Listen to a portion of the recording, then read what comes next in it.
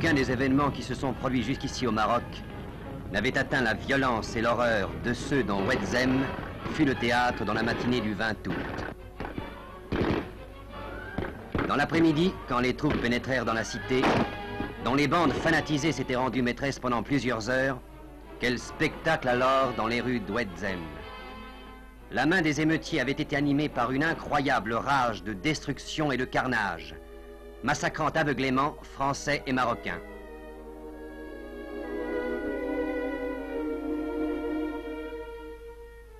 Bien des heures après, les survivants avaient encore dans les yeux la vision du drame.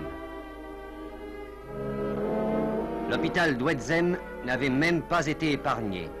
L'horreur du massacre se lit encore sur les marches, dans les chambres des malades, sur la table d'opération où un enfant fut égorgé en même temps que le chirurgien qui venait de l'opérer.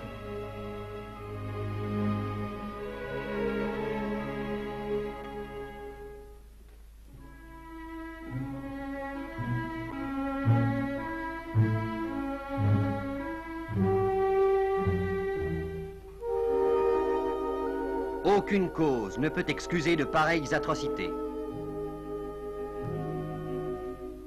Dans la liste des cités martyrs et dans nos mémoires, Ouedzem s'inscrit tragiquement.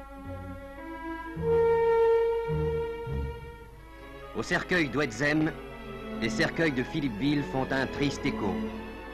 Dans une atmosphère tendue, le port du Constantinois a enterré ses morts. Les 54 cercueils des victimes de la tuerie du 20 août ont reçu l'absoute au milieu du désespoir des familles.